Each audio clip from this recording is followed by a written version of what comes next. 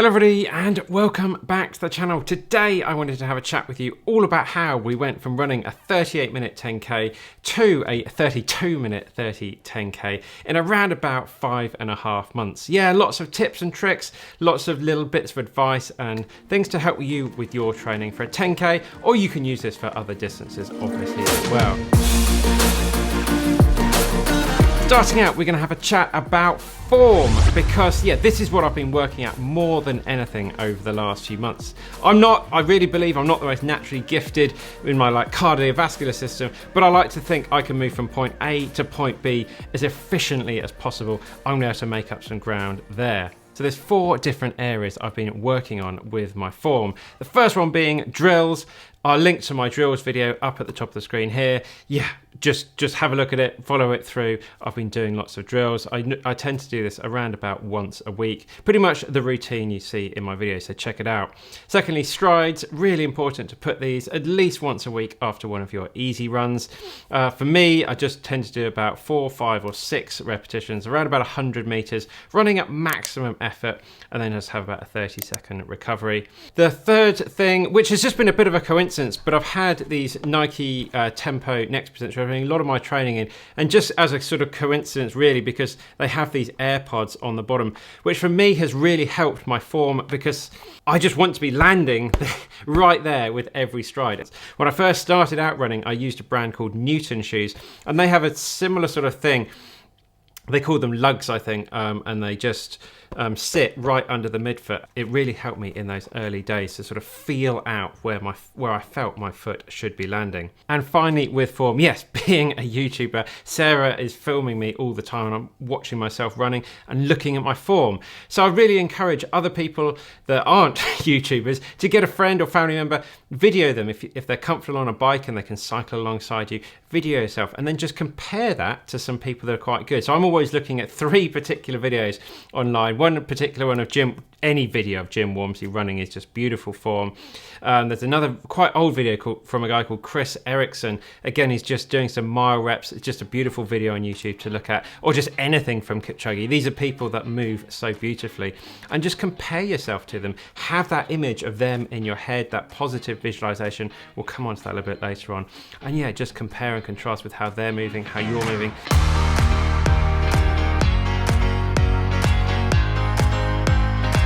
Moving on to structure of my week. So every week I've really tried to give myself a good, solid, juicy interval session. Yeah, most of them have been on the channel, so check them out if you want to have a look. And then mixed with that, there's been a lot of easy recovery mileage. So yeah, occasionally using my heart rate monitor and also having some longer runs with some blocks at pace as well. They're my 3 key things that I've tried to get into every week. Then every other week I've tried to give myself a bit of a fartlek run, or yeah, just adding some bursts of pace into one of my easy runs, and they kind of appear every other week. So that's my key structure of a week, getting those particular runs in there. I'll put a link down below to all of my workouts that I've put into this session. So yeah, check them out if you want to add some of those workouts into your routine.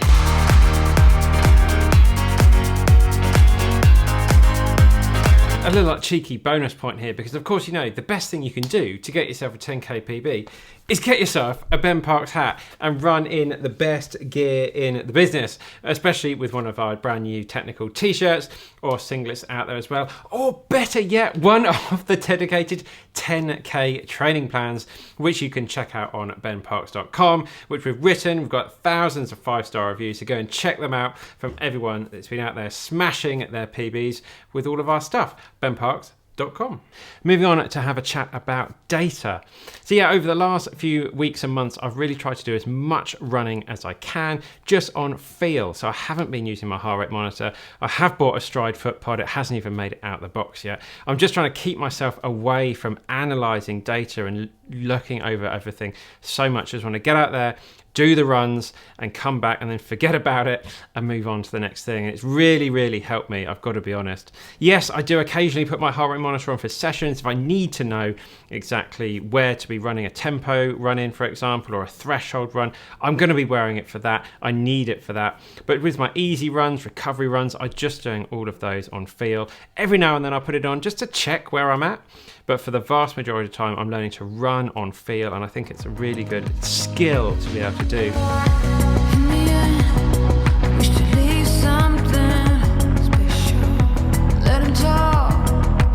Moving on to have a chat about recovery. So recovery is obviously a really important part. I've been recovering from a big ankle surgery earlier on in the year where I broke my ankle and had metal plates in there. So I haven't been able to run anywhere near as much as I'd like to have been running. But yeah, it's really been really important as I build back up to get that recovery in place. So I've been seeing my massage therapist when I can, and she's been fantastic. And I'd really encourage people to see, if you're going to spend some money on your running, it's a really good investment to see a really good quality massage therapist as often as you can afford to. Also, what I recommend is getting something like a Tiger Tail where you can roll your muscles yourself at home, or get a foam roller if you like that kind of thing. Personally, I hate them, so I'm never really using it. And also really important to get yourself a foot roller as well. I can sit and have my roller under my desk, and I'm always rolling out the underside of my feet, and that's keeping things like plantar fasciitis away. And yeah, I've been lucky, touch wood, not to be affected by that.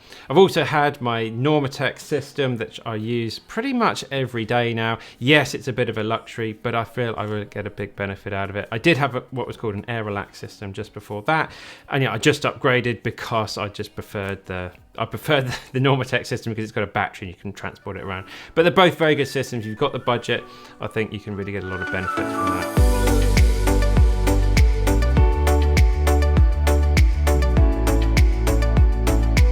So moving on to running with music. Let me know down in the comments, do you guys run with music? Yeah, it'd be lovely to know. Because yeah, I'd never done anything like this in a race, or yeah, normally because you're just not allowed to wear headphones. But I thought, it's my rules, I'm doing this in the TT. So yeah, let's get some tunes pumping and see how much a motivating factor it is. And I really felt during the time trial, it actually helped quite a lot. Just to sort of take myself out from where I was, just listening to the music and completely sort of zone out. And yeah, I felt it helped a load. So yeah, it's probably not something I'm going to do in races because, as I say, you're not usually allowed to. Depends what headphones you've got and the rules of the race. But I felt it really did help. So maybe in some of your upcoming trials, give it a go. But yeah, always a bit of a controversial one. Headphones, no headphones. I've got the Aftershocks one, so I can hear everything that's going on around. But yeah, it worked quite well, and I'll do some more research into it in the future. Right, let's chat about positive visualization, something I work on so much with my running, of just seeing myself achieving my goals. I know it sounds a bit cheesy or whatever, but yeah, when I'm out on my easy runs and things, I'm always thinking of what it's going to feel like, imagining myself looking down at my watch and it says 32 minutes, or whatever it is, or 2:19 in the marathon, see what it's going to feel like as I'm running along, and just putting myself in that mindset that I am going to achieve this. A couple of books to check out: How Bad Do You Want It by Matt Fitzgerald. Really sort of good book, just getting yourself in the right mindset to get out there and achieve your goals. And also one that's a little bit applicable to me at the moment, this Comeback Quotient, Molly Seidel on the front there, also by Matt Fitzgerald, all about coming back after adversity, some great tales and stories. So yeah, check those out. But yeah, positive visualization, putting yourself in that right mindset is so important.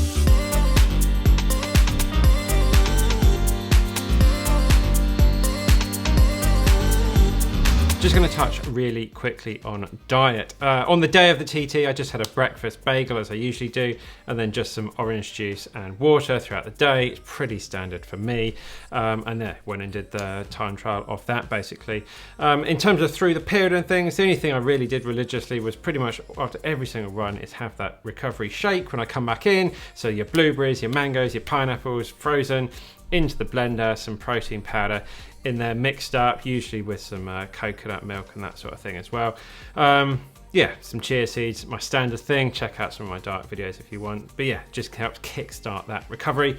And in terms of day-to-day eating, we just try and cook everything as much as we can from scratch, which has been a little bit easier in this whole sort of lockdown situation of being at home all the time. And then just get as much variety in our diet as we possibly can to get all the vitamins and minerals, all the carbs, the proteins and the healthy fats in there as we possibly can. Just eat the biggest diverse range of plants, fruit and vegetables as we possibly can. And that's just what we live by, and it works. With everything diet related, you've just got to do your own research. It's not for me to sit here and preach, say you must do this, you must do this. Yeah, I'll talk about what works for me, but it might not work for you.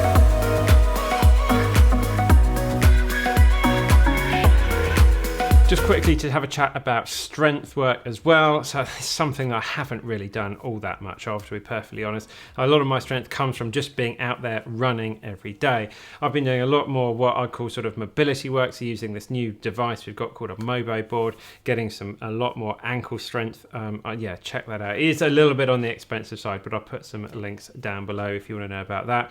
And then yeah, just some balance stuff on the Bosu, and yeah, just some planking, some core work. It's just that little and often thing that I like to do. I'm not in the gym smashing out big sessions because we haven't been able to, and I probably would have gone a few times if we could, but in the end it didn't really matter. It was just about doing little bits and pieces around the flat. So a quick basic routine is get your squats, your planking, your bridges, things like clams as well, all stuff you can easily do at home once or twice a week, and it's going to set you up really well for your next 10K.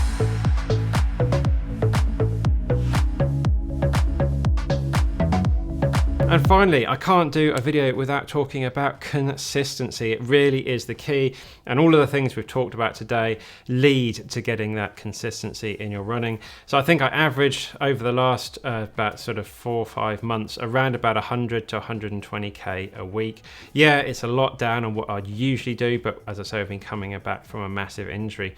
But I've just concentrated on Strava to get all those blue bars week after week after week after week. And yeah, you can, if you do that and you stack all of those up, you're going to be pretty fit at the end of it. But if you push yourself and you get injured and you have a week off and you come back, this is this up and down, up and down, up and down nature that a lot of people go through, just pushing themselves too far, and then they get injured. And it's just so hard to build fitness doing that. So yeah, today I'm having a rest day, giving myself time to record the video. If you've got a little niggle or you've got something, go and get some proper advice from your physio and get it seen and get it sorted. Take the time off. Give yourself a couple of days, because you don't want that to turn into a couple of weeks if you push yourself. So there we go, guys. Hope you enjoyed the video and you got some tips and tricks for your upcoming 5, 10Ks, half marathons, ultras. Yeah, whatever you're running, always let me know down in the comments. We hang out down there every time we upload a video to help answer your questions and yeah, see how you are going. So if you liked it, please share it with your friends, like, share, subscribe to the channel. It helps us out so much. Check out the Ben Parks merch on the website. And yeah, just keep in touch with how you're going, and let's all celebrate this wonderful community as we get back to racing again very soon, which I can't wait. So from me, Sarah and Kiki here as well, wish you all the very best with your running, and we'll see you in the next one.